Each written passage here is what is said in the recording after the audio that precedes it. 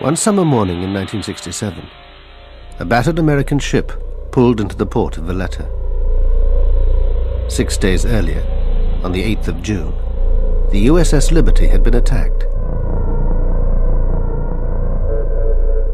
A torpedo had blown a huge hole in the ship's side, leaving her lower decks flooded. Everybody in the space that I worked in died, except me. Lost too was some of America's most sensitive electronic intelligence equipment, because the Liberty was a spy ship. The Liberty should not have been there. It was no enemy that tried to sink the Liberty. It was America's ally, Israel, then fighting its Arab neighbors in the Six-Day War.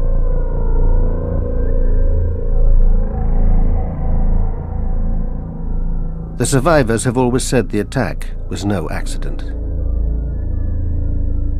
We were well known, and the attack was obviously deliberate. I consider it this cold-blooded murder of American sailors that day. Yet Israel insists it was a tragic case of mistaken identity. It's very embarrassing for a military force like the Israeli Defense Forces to make such a blunder, no doubt. But we admit our mistake.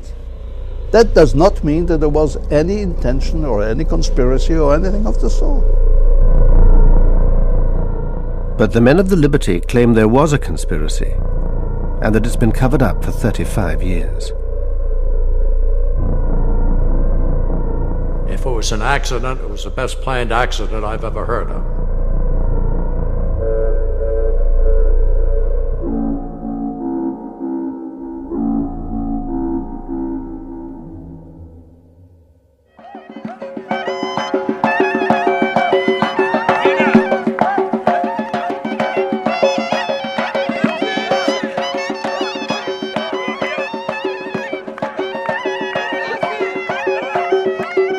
If Jews today can gather at their holiest site, the Wailing Wall, it's because the Six-Day War brought them control of Jerusalem's old city.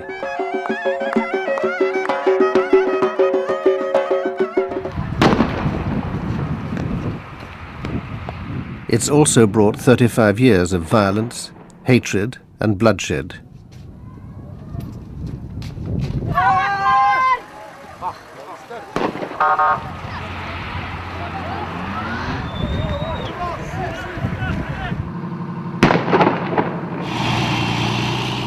Since 1967, Israel has become the dominant power in the Middle East, thanks to its alliance with the US. It was a turning point in our relationship with Israel. Up until that point, we had avoided being a major arms supplier to Israel.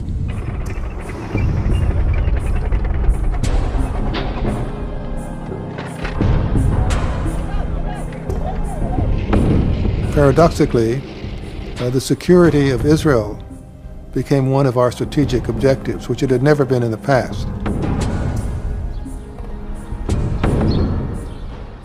For 35 years, the Liberty veterans have been campaigning for justice and a full inquiry into the attack on their ship.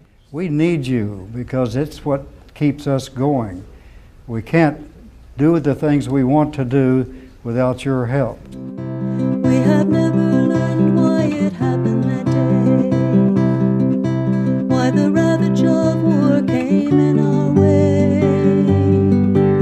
We lost our husbands, sons, and friends, and there is no hope our hearts will mend. Oh, the liberty. For many young men in mid-60s America, joining the Navy was a good alternative to Army service.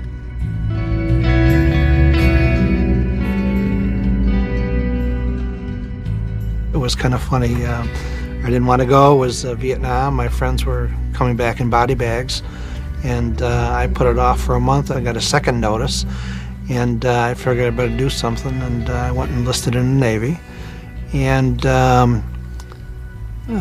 went into the Navy and 13 weeks later after boot camp, I got onto the USS Liberty.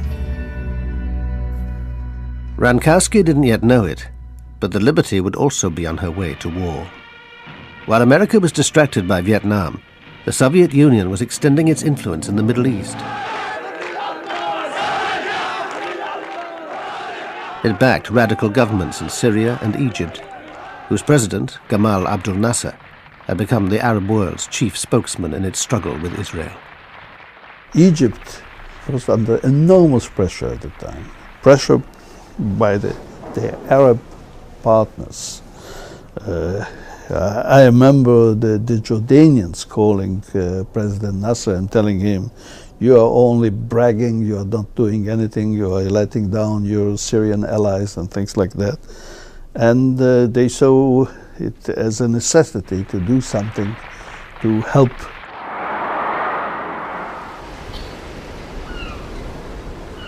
Meanwhile, the USS Liberty had crossed the Atlantic and put in at the West African port of Abidjan. Some of the sailors were on leave and busy with their home movie cameras.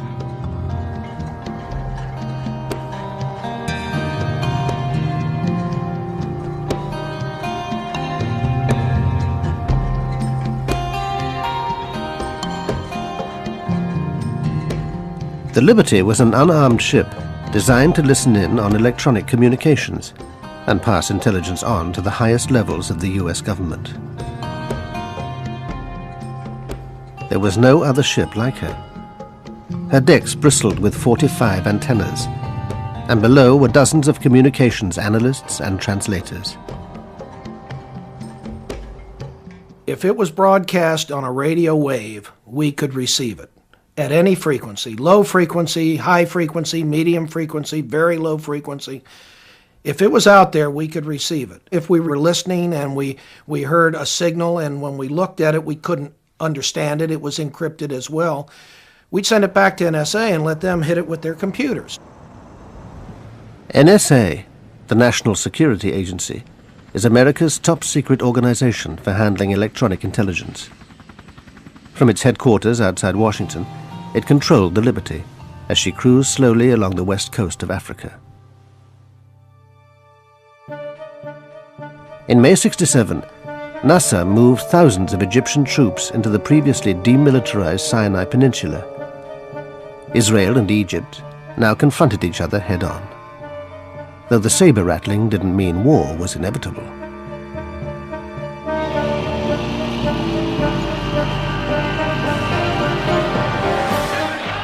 Then Nasser raised the stakes. He closed the Straits of Tiran, cutting off the Israeli port of Eilat. Israel saw this as an act of war and began to mobilize. In fact, Hawks and the Israeli government had been waiting for a showdown with the Arabs. Both sides now prepared for war. Soon to be caught up in this was the USS Liberty. Her commander, William L. McGonigal, had been in the Navy since World War II. The crew included highly trained code breakers and radio experts, like Dave Lewis.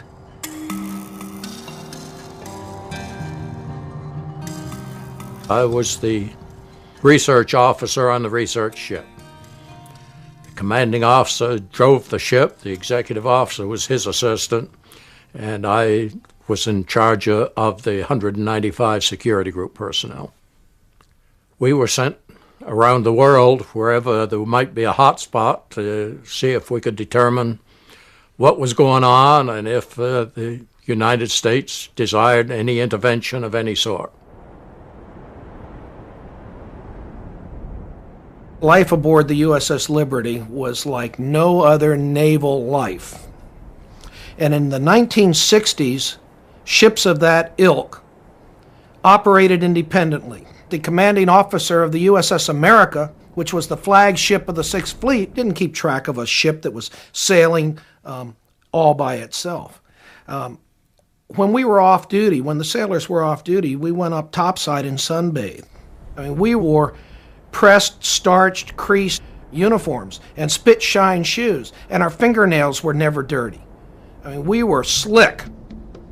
McGonigal, he was a terrific person. We always on Sunday had a cookout on the fantail of the ship.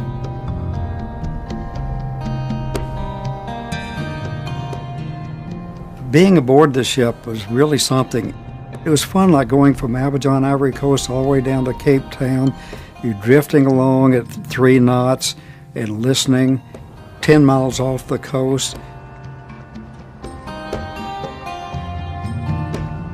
When the Liberty pulled into Abidjan, that was a social event of the year. I got back aboard at 2 o'clock in the morning the day we left. I was met at the gangway by Captain McGonigal, who informed me that we had orders to get underway immediately, and I was to get the rest of the troops, and we were getting underway. In a sudden change of mission, the ship was ordered to head for the Middle East.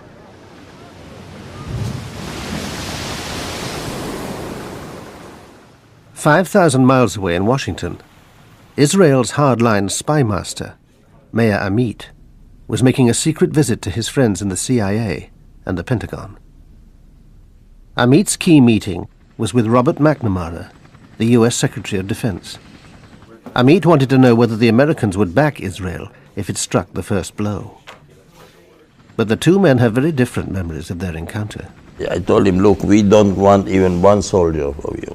All what we want from you to stop the Russian coming into the arena, and number 2, to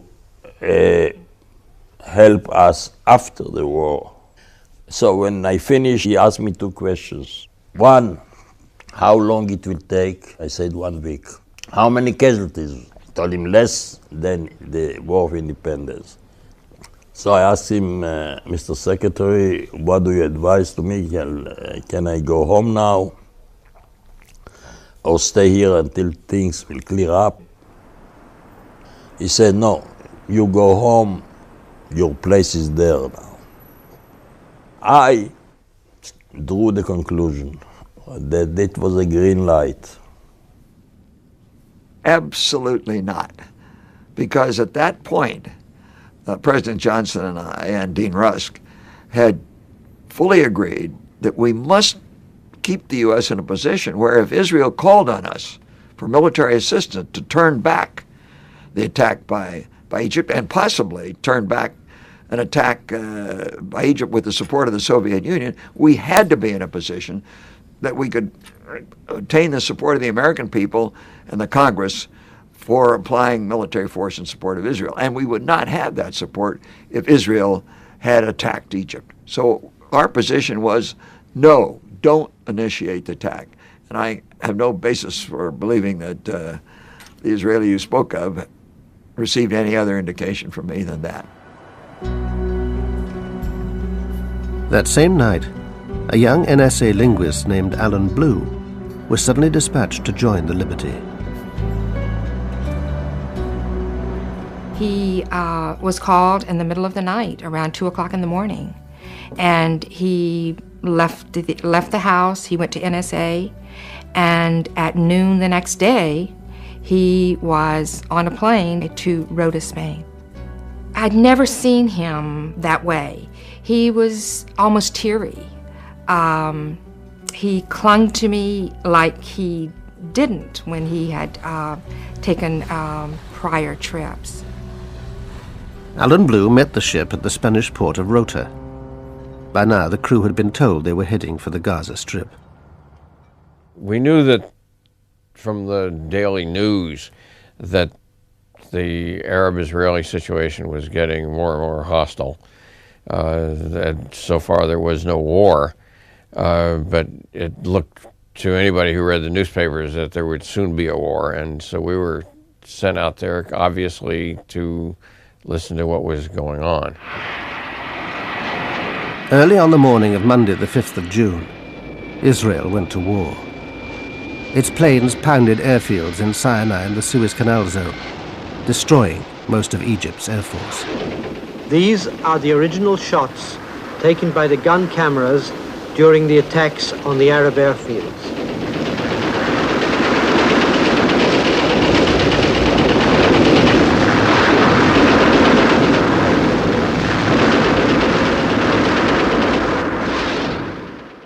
The fact is that they didn't have a clue when we came on. They were completely caught by surprise. They were having breakfast, or immediately after breakfast, some coffee, and boof, up we came on 9 airfields, 2 in the Sinai, 5 in Egypt, and 2 in Upper Egypt. And then we had the second round, and the third round, and the fourth round. Once again, the actual aerial combat shots taken by the Israeli gun cameras.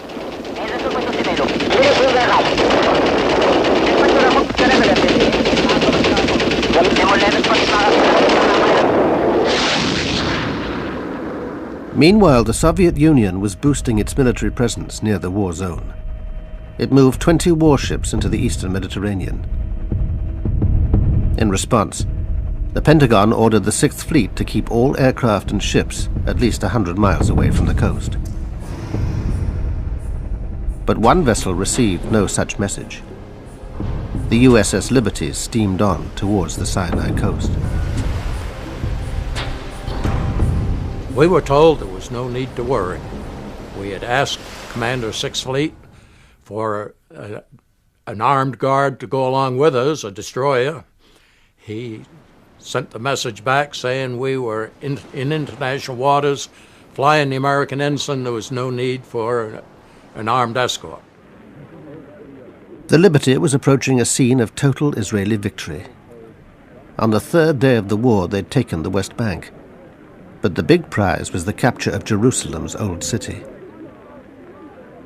I was elated when I heard it. Jerusalem, every Jew prays, I think, every day, next year in Jerusalem. That evening, the Liberty arrived at her destination, off the Sinai coast.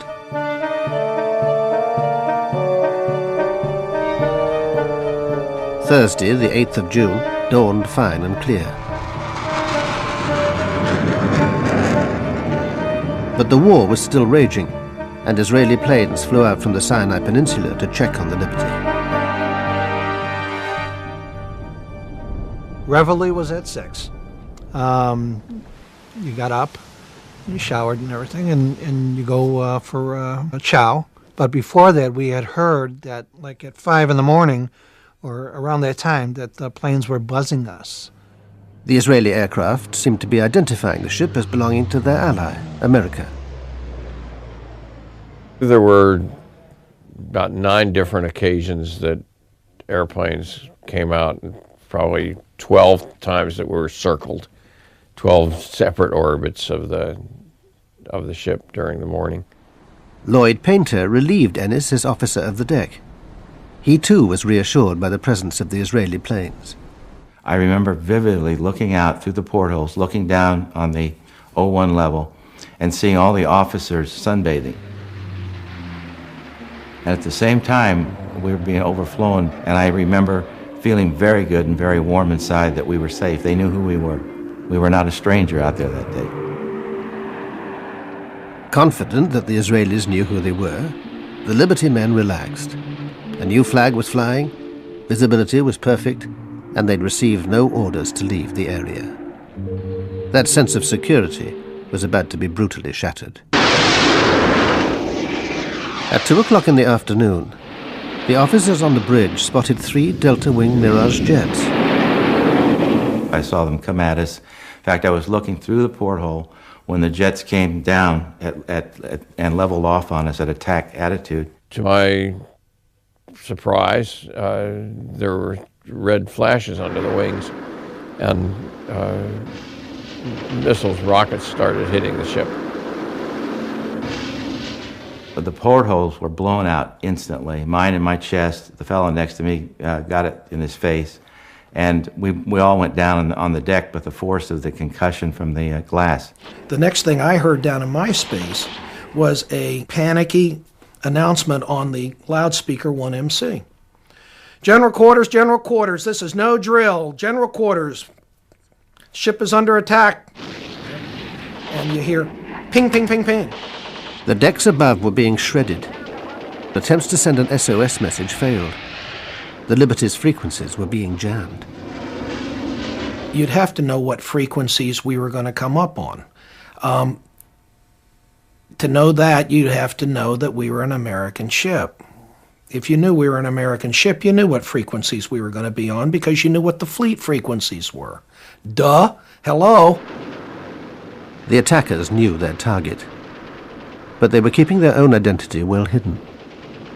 During the attack, no one saw any markings, and some of the men have told me later that they made a special effort to identify them, and they swear that there were no markings, that these airplanes were unmarked.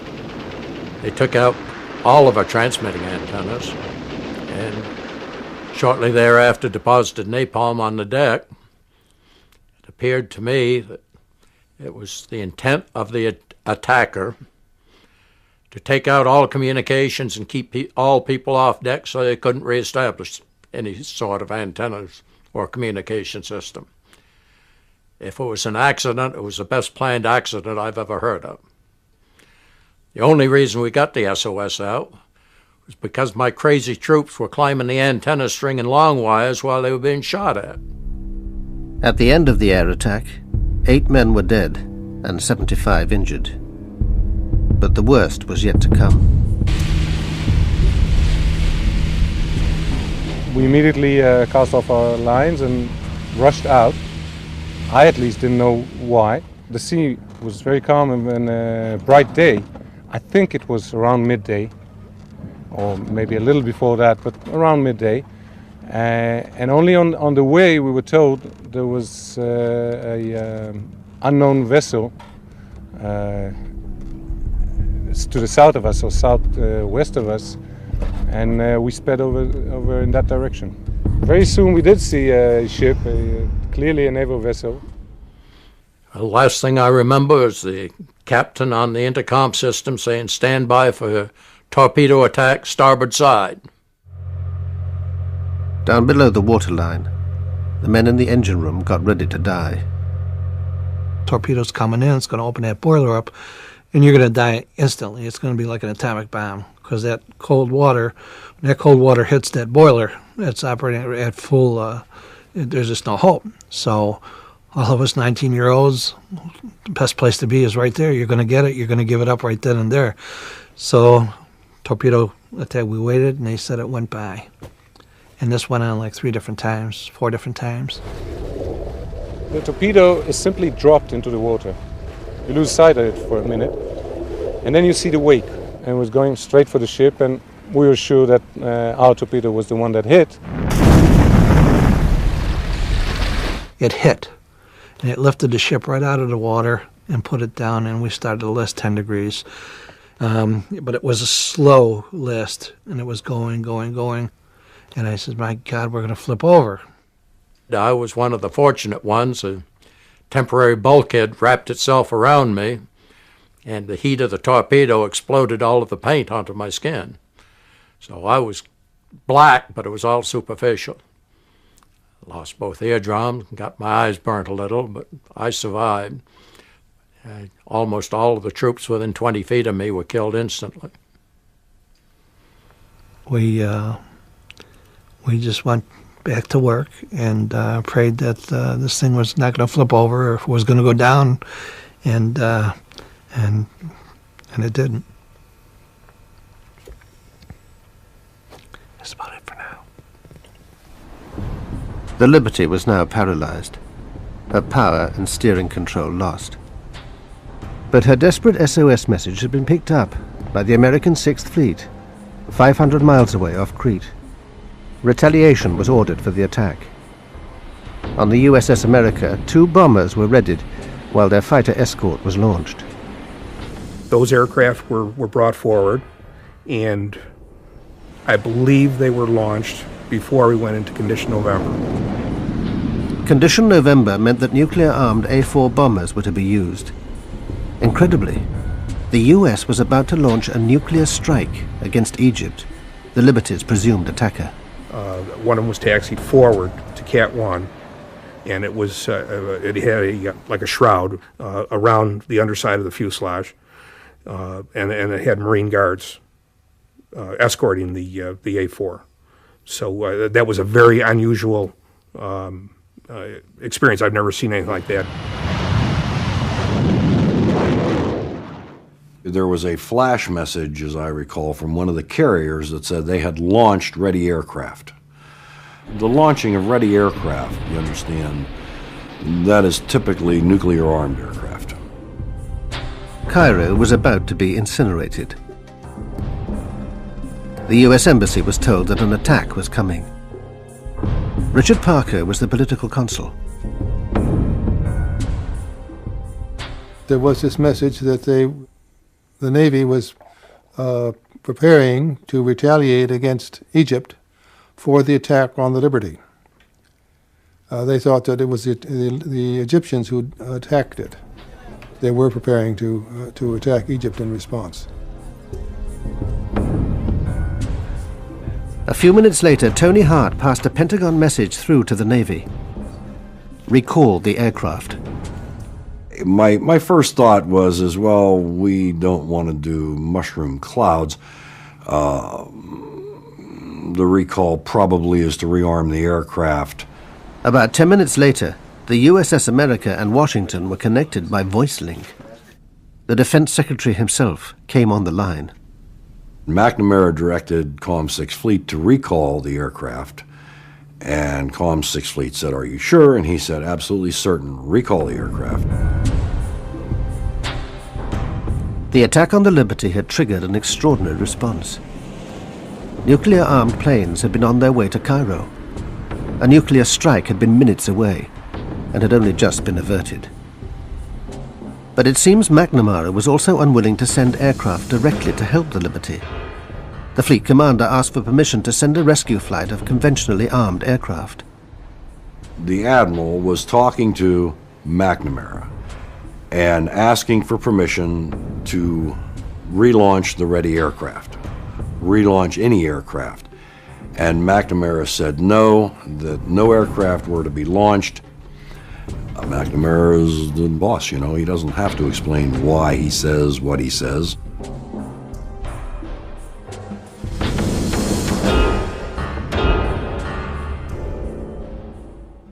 Dave Lewis heard from another officer about McNamara's dealings with the Sixth Fleet. I'm Admiral Larry Geis, the commander of Task Force 60. He was very upset. He told me he knew it was going to be hushed up, and I wasn't to say anything about it, but he had to get it off his chest. That he had sent aircraft and notified Washington, obviously via the Criticom network, because it got to Bob McNamara and Lyndon Johnson, and he had the aircraft recalled by Robert McNamara. So he said he reconfigured a flight of aircraft with aircraft incapable of carrying nuclear weaponry and relaunched it. He again notified Washington. Again, Robert McNamara ordered the aircraft recalled. He challenged the order, and Lyndon Johnson came on. He said he didn't give a damn if the ship sunk. He would not embarrass his allies. Robert McNamara has never fully discussed his role in the Liberty controversy. You recalled planes sent to rescue the Liberty. I'm absolutely certain that's false. You didn't send a signal to the Sixth Fleet? Absolutely not. I don't know what the hell happened, and I haven't taken time to find out. But there are all of these claims that we sent planes, the planes were going out and we turned them around, and that we intentionally allowed the Israelis to sink the Liberty. I know nothing about it. While the Sixth Fleet was launching and recalling its aircraft, the Liberty was still under attack by the Israeli torpedo boats. You could see these machine gun bullets going through and ricocheting off all the metal that was down there. And actually, some were going into the boiler. They're trying to explode the boiler, and they knew what they were doing. We basically were dead in the water. The word came down, prepare to abandon ship. That meant prepare only, go up and get ready, get near the life rafts. Well, I went up first, popped the hatch, looked out for the life rafts. They were either gone or burning. And at the same moment, I looked to the stern of the ship and I saw one of the torpedo boats methodically machine gunning one of our life rafts that had floated back. We cut the life rafts loose because they were burning or had been damaged. And they floated back behind us, and he was machine gunning the life raft. And I knew that had there been anyone in there, they certainly wouldn't be alive. It happened so fast, it didn't seem real. None of the attacks seemed real to me. I was bewildered. I couldn't understand why they would do it to us. I just didn't understand a thing at that point. These guys didn't die for anything, they just died. They were slaughtered for nothing.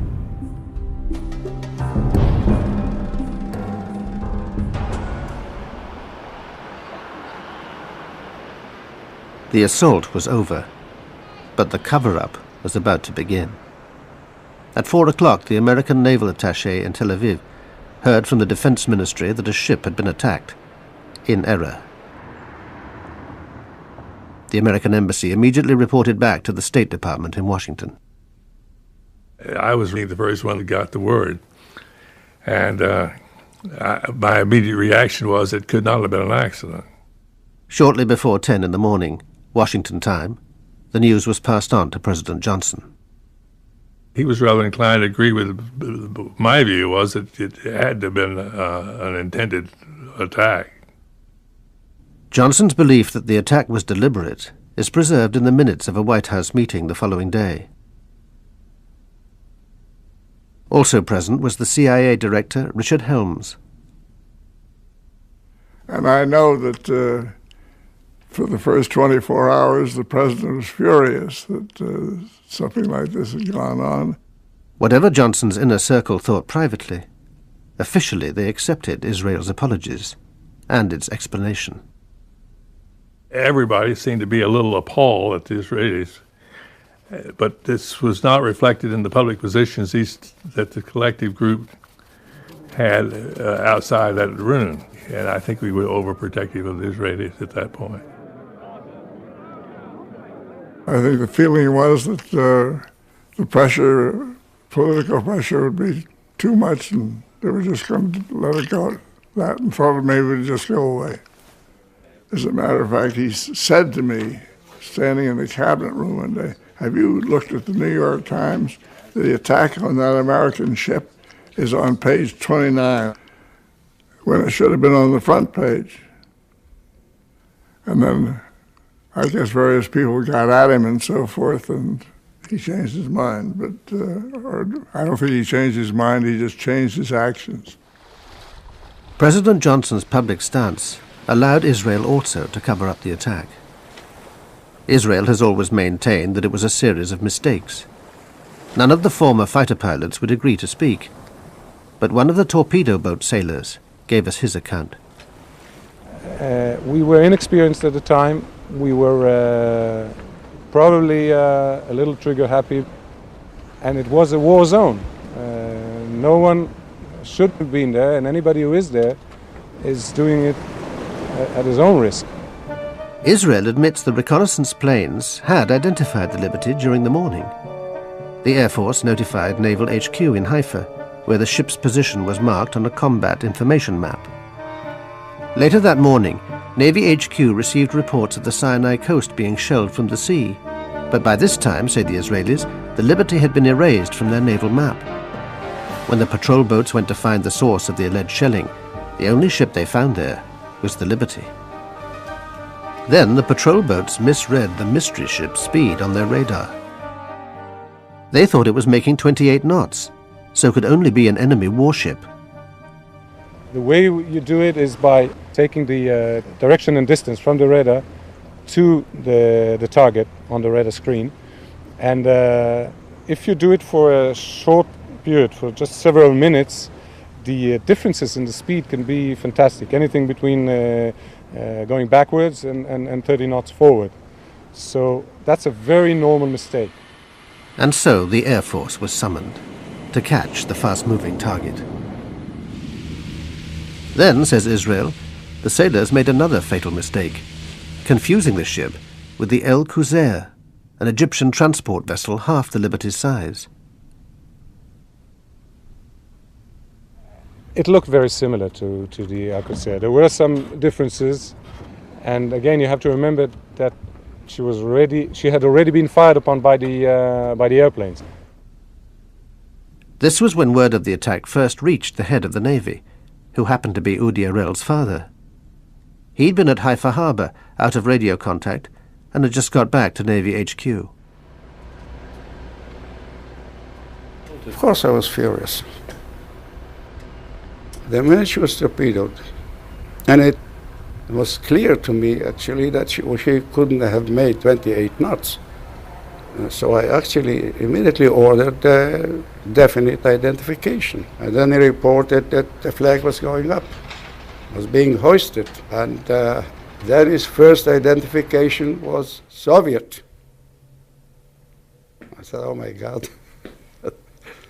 Come closer. He came closer and he identified her as an American ship.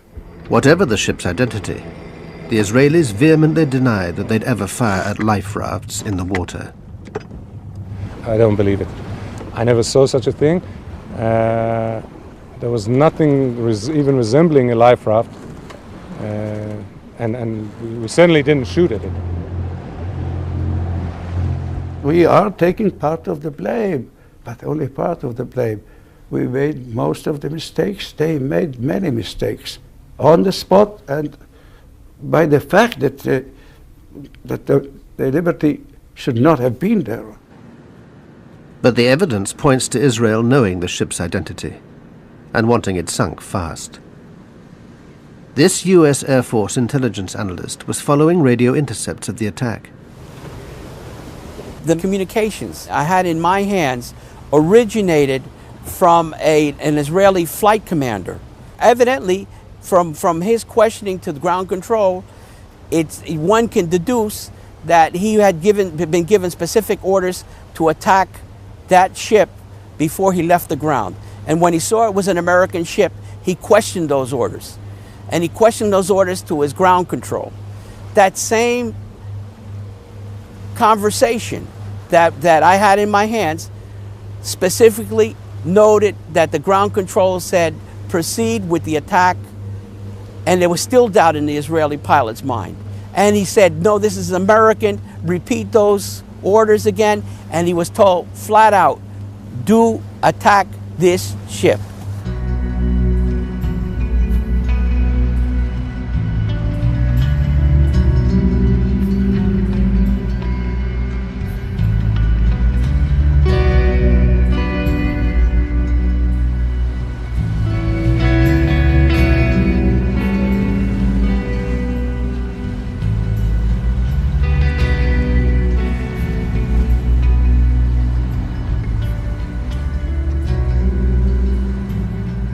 That night was a very long night. I'm thinking at that point, I hope we don't sink, because I knew the extent of the damage. I'd been down and taken a look at it, and I knew that we were in bad, bad shape. We had a lot of dead folks, a lot of gravely wounded folks on that ship, including the captain, who toward the end of the shift, toward the end of the 15 hours, had regained consciousness and was sitting up in his chair, but not saying much, just sat. Help was finally on its way. Ships from the 6th Fleet were steaming towards the Liberty and would reach her the next morning. It was quite a sight to see so much of a flotilla there, the carriers. We looked and we said, God, what a flotilla. Where the hell were you? Why didn't you come? I mean, everybody aboard the ship said the same thing.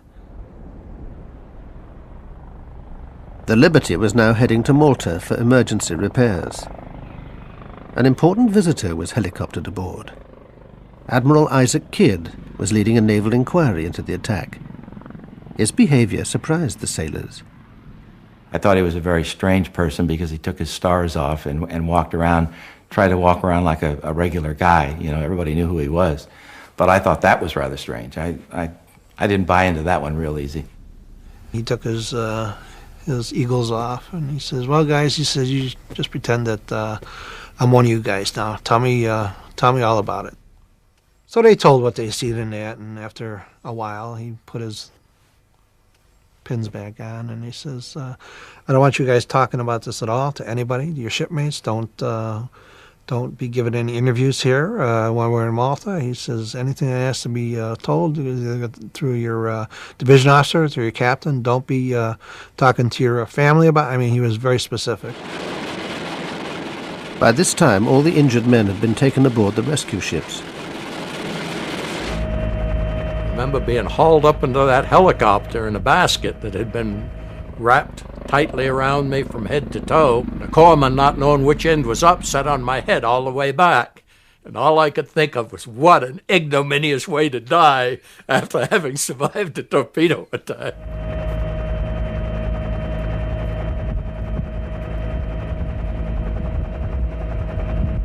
They took the wounded and the dead off and took them to the USS America, where we were then taken into their hospital area. That was when the Navy and the might of the United States Navy was really with us. Up until then, it hadn't been.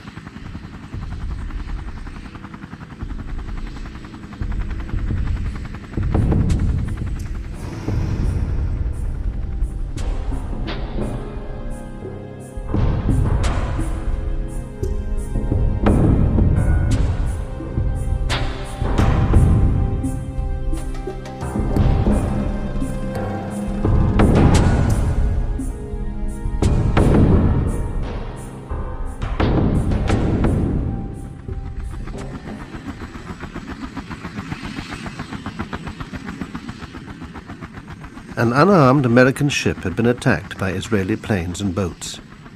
34 sailors were dead, and the US had done nothing to help. For the first time in 35 years, we can explain why. The theories cast light on the tangled web of American-Israeli relations. Some people suspect the ship might have been overhearing information on Israeli operations in the Sinai. I think they intended to attack the ship. Exactly why they wanted to, I'm not sure. They may have felt we were, with the Liberty, we were listening in to some conversations and other things that were going on that they didn't want us to know about. And they had been engaged in some pretty outlandish stuff in the course of the war. And I didn't think they wanted us to know all the detail of that.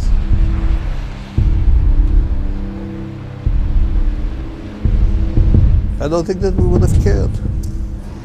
America was not an enemy. There was nothing they could in any way involve us, threaten us, concern us. No. I don't even know what were the task of the Liberty. What the purpose? To find out how the war was going on? I don't know.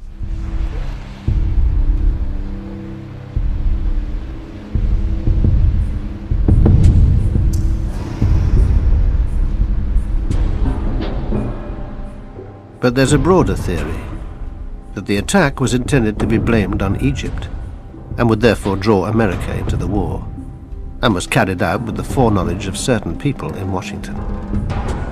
The Liberty's captain had always suspected this was the case. In 1997, at Arlington Cemetery, he broke his 30-year silence. For many years, I had wanted to believe that the attack on the Liberty was pure error. It appears to me that it was not a pure case of mistaken identity. I think that it's about time that the State of Israel and the United States government provide the crew members of the Liberty and the rest of the American people the facts of what happened and why it came about that the Liberty was attacked 30 years ago today. Less than 2 years later, McGonigal himself would be buried at Arlington. Shortly before he died, he sent an open letter to President Clinton calling for Israel to acknowledge publicly that her armed forces had deliberately attacked the USS Liberty. Captain McGonigal was more than just a captain in the Navy. He was a friend. He was a sailor's captain. Towards the end of his life, McGonigal confided in his old friend, the chief engineer. Captain and I was real close, and every time I'd see him while he was in the hospital, he would cry, and he called me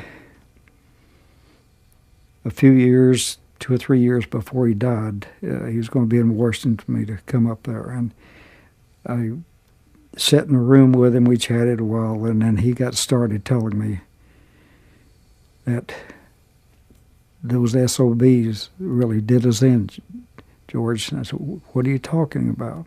McGonigal went on to say that if the Liberty had been sunk with all hands, the blame would naturally fall on Egypt and her Soviet backer. We were guinea pigs to be sunk, and then we could say Egypt and Russia did it. That way the United States could have stepped right in and helped Israel. We found evidence that this was part of a larger plan hatched by Israeli and American intelligence to invade Egypt and overthrow Nasser, a plan codenamed Cyanide. A key figure was James Angleton, Israel's closest friend in the CIA, and unique beneficiary of a memorial from Mossad. Jim Ennis first came across cyanide almost by chance. I had gone to the LBJ library asking for, all Liberty documents, and this one-page paper came out of nowhere. Minutes from the 303 committee. The 303 committee was a secret group that used to meet at the old executive office building, round the corner from the White House. 303 committee was simply a device for examining covert operations of any kind and making a judgment on behalf of the president so he wouldn't be nailed with the thing if it failed. Here, in April 1967, the committee met to discuss a sensitive Defense Department project. It would involve the Liberty with a highly risky submarine operation to help Israel. Scribbled on the minutes is a note: submarine within UAR waters, another term for Egypt. Especially the fact that this was in the Liberty file suggested that this had to do with the submarine that was near us and with cyanide and all these other things. Dave Lewis had also heard about cyanide. One of his officers had told him the ship was carrying secret documents in connection with a submarine project. He said, there are sealed orders in my safe for a Project Cyanide that involves communication via submarine in case of war. That's all I know about it. The orders were never opened. When the attack took place, there wasn't time. So I don't know what they said. What connection could this mysterious submarine have had with the Liberty? And why was it being discussed a full 2 months in advance of the war? The operation is still so sensitive that we could get no comment from US or Israeli intelligence. Operation Sinai. If I heard about it, I heard so. What was it?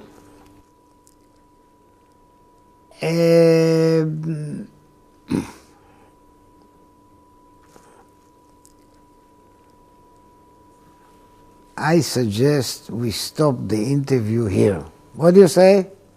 Why you want it?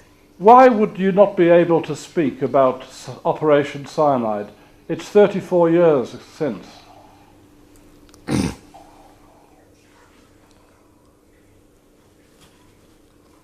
Signature and loyalty to my country.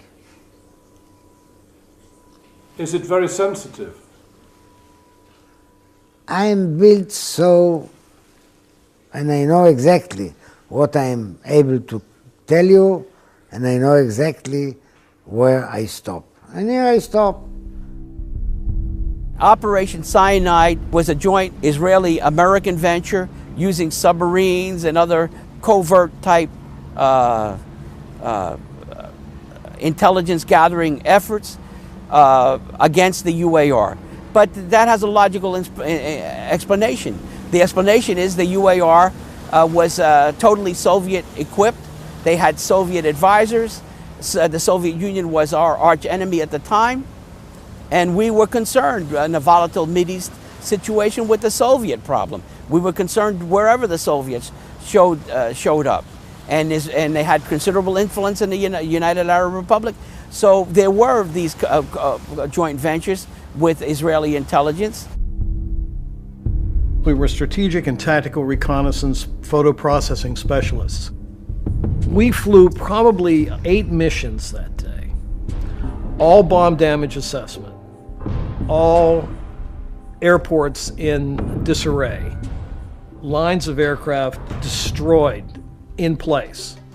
From what we saw in that film, it was unchallengeable destruction of the enemy. This covert operation was also part of Cyanide. Before the war, the team had secretly been sent to an Israeli air base in the Negev desert. The men wore unmarked uniforms and had no ID, while 4 American reconnaissance planes were disguised as Israeli. There was a hurry-up paint job done to the aircraft to identify them as Israeli aircraft, so that they would be in conformance with normal Israeli markings. No, not one single word of it is true. I don't know what is the man. I don't know. Fantasy. It's a fantasy. He's dreaming. He's making it up. Nothing. They can deny it now. Fine.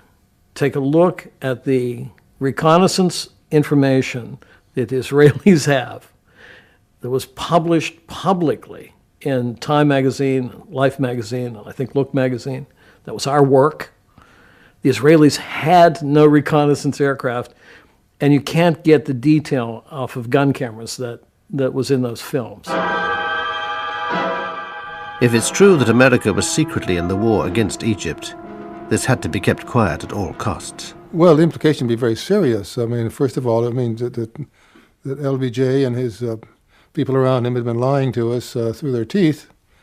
And that might be a minor matter for most people, but it'd be important to us. But more important, it would mean an American participation in the attack on Egypt. A very serious thing for us to have done. And it would have, finished our relations with the Arab world for a long time to come. As it was, 6 Arab states broke relations with us.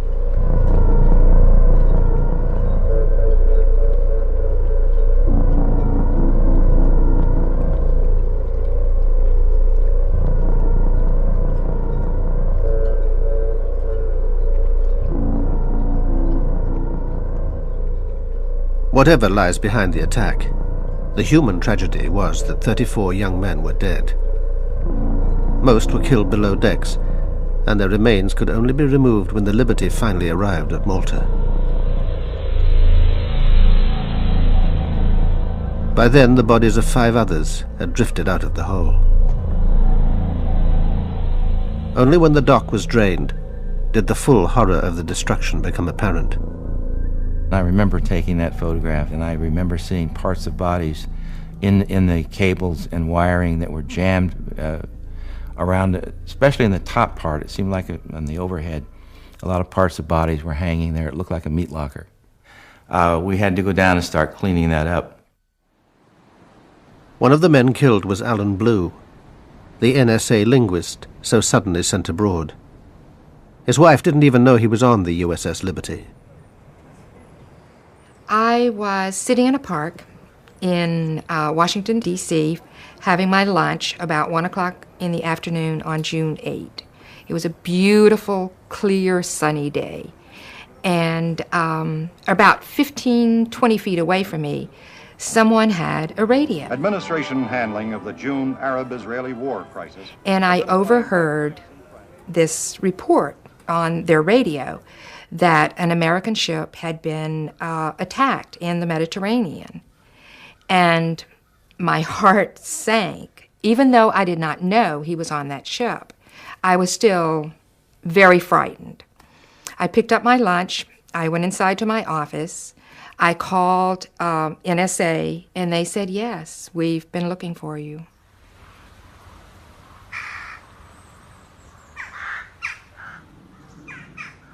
Alan Blue was later buried at Arlington National Cemetery.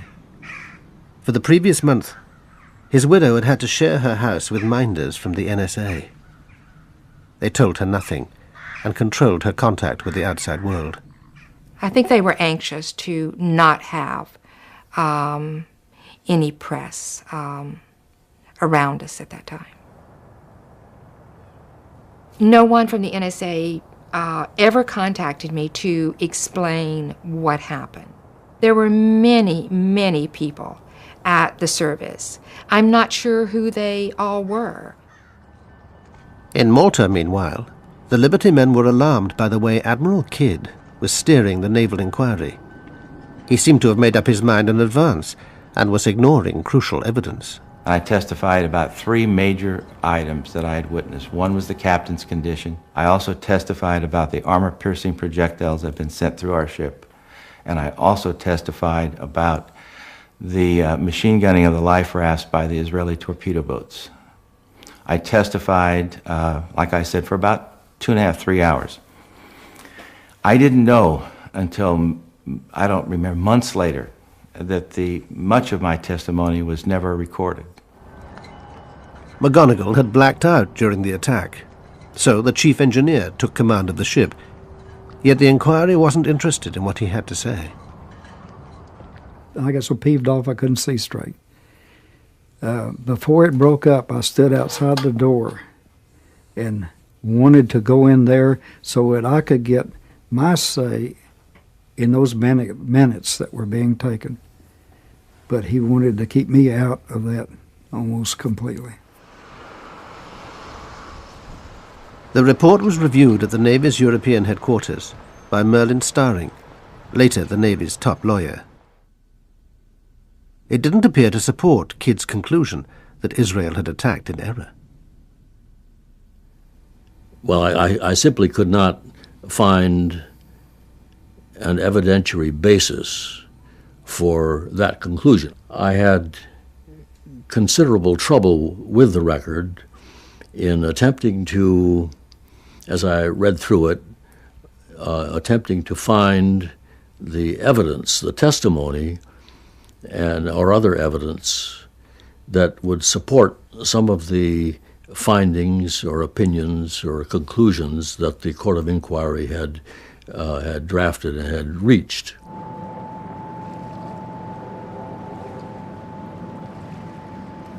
Today, even after 35 years, the Liberty incident remains so sensitive that the U.S. Navy refuses to comment on it.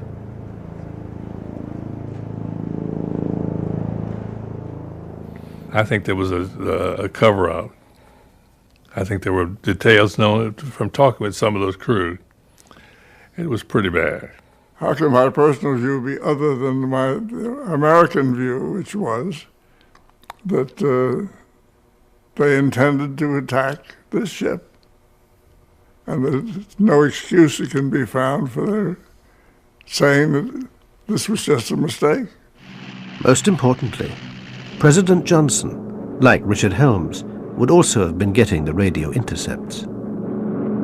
It's like a cable or a telex, right, that was sent to all the intelligence agencies and to the White House at the same time, because it was an American ship being attacked by a friendly power. Anything that's inimical and dangerous to the United States that the president has to see on a near real-time basis, he has to receive it. Did Johnson order a cover-up? No, that I'm aware of. But people were sworn to secrecy. The naval inquiry is regarded by many as incomplete. You ask McNamara about those questions, I'm not going to answer those.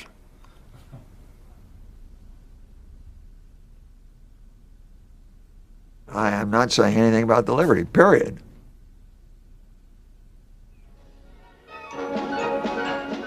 In Israel, it was soon business as usual.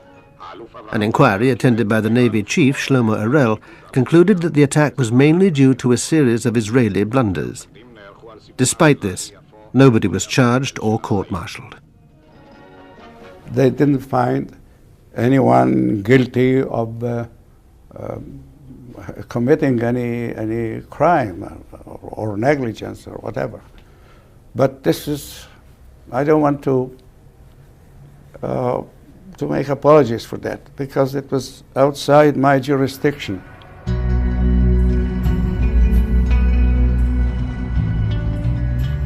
After a month in Malta, the Liberty was patched up and ready to begin her journey home.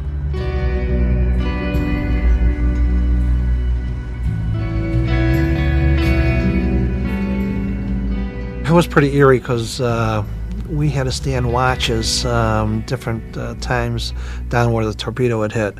We had to check for leaks, and you could smell the fuel oil, and it was so eerie. You know, your shipmates were just down there, and you'd swear that they were talking to you.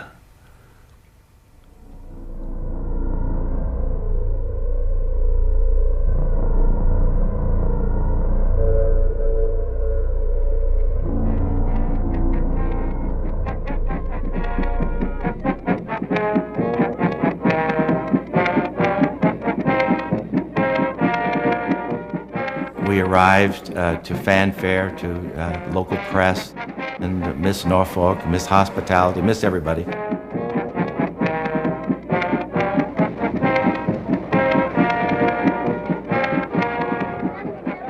Anyway, they got us in and got us tied up, and all inside was nothing but just shell of a ship. Nothing was left.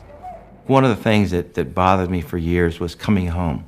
I'd survived all that other stuff, but the coming home part and facing people who'd lost their loved ones, that was very difficult. Very, very difficult. The men had been ordered never to talk about the attack under threat of court-martial. Now the Navy scattered them, and no two were posted together. Even their medals were awarded secretively. I remember receiving my Purple Heart in the captain's office in Bremerhaven, Germany, and with the warning, don't ever tell anyone where you got it. Don't ever. I knew at that time that things had gone terribly wrong with what had happened to us. I knew something was up, and so I basically made a decision to get out of the Navy, and I finished off my obligation, resigned my commission, and left the Navy. Captain McGonigal was given America's highest award, but with little ceremony. That's the only Congressional Medal of Honor that I'm familiar with that was not presented by the President of the United States. It's normal protocol for the President to present the CMH. It was presented by the Secretary of the Navy at the Navy Yard, a little base down in southeast Washington, rather than at the White House by the President. Well, certainly I think it was the way that the Navy and the White House handled this was a travesty. Johnson didn't want this thing publicized. He thought it would harm relations with Israel and his relations with Jews in the United States. For Liberty, as you were commanding officer at that time. Thank you very much, sir. For the officers and men of Liberty, I accept this Presidential Unit citation, and I would add my own personal appreciation for their professional devotion to duty. Every one of our citations talks about military action, occasionally mentions enemy action, but never mentions that it was the State of Israel. For heroic achievement in connection with the unprovoked and unexpected armed attack on USS Liberty in the Eastern Mediterranean on 8th of June, 1967. A Silver Star Medal to Lieutenant George H. Golden. 3 times when told to stand by for a torpedo attack. I witnessed a cover-up take place of the highest magnitude. I witnessed someone receiving the highest medal of the land, someone being promoted, someone given his choice of duty in the Navy for his silence. Nothing more, nothing less. And the silence paid off. The captain never stepped forward until the end of his life. And I only think what could have been if he'd have stepped forward in 1967. But a presidential election was coming up. Nobody in power wanted to let questions about the USS Liberty spoil relations with victorious Israel.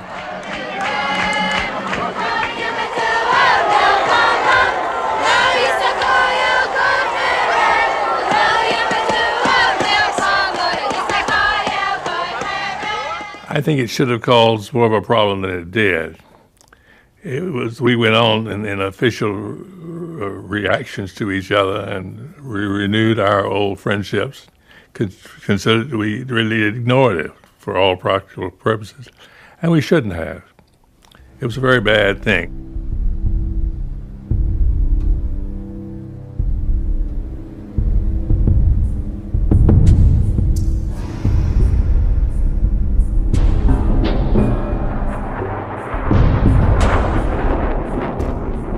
If you want to win a war and quickly, there will be more mistakes, unfortunately. But the result of those mistakes is that you have won the war in 6 days. So this is the price you have to pay. Unfortunately, the price in this case, one of the prices, was the Liberty ship. Israel today still occupies the conquered Palestinian territories, thanks to continued US support. The war of only 6 days has left a painful legacy of suspicion, suffering, and sorrow. Among those living with that legacy are the Liberty survivors, bitter about their own government's cover-up. Jim Ennis spent years trying to find out what had really happened. This book will be with me as long as I'm here. I've often said I'd like to have seen it go away years ago. I would have hoped that my book would have generated a congressional investigation that would have answered the remaining questions, and the whole thing could have been put to rest, and there'd be no question about what happened and why, and we just put it on and we all go on to other things. Jerry Goss, Petty Officer. Melvin Smith, Chief Petty Officer. Carl Noah, Seaman. John Spicer, Petty Officer. Gary Blanchard, Seaman. Alan Blue, Civilian. Jerry Converse, Petty Officer.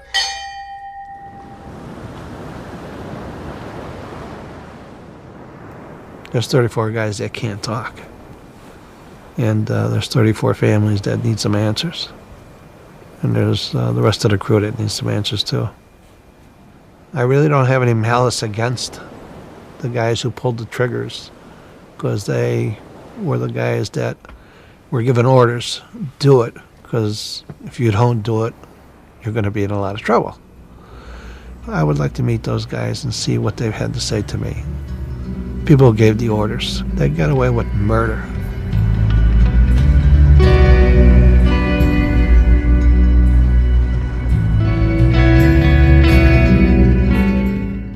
Coming up next, more from U.S. Conspiracy Week, with tension almost too hard to bear in the dramatic conclusion of The State Within. Then at 10, the dangerous relationship between the U.S. military and the arms industry in Storyville.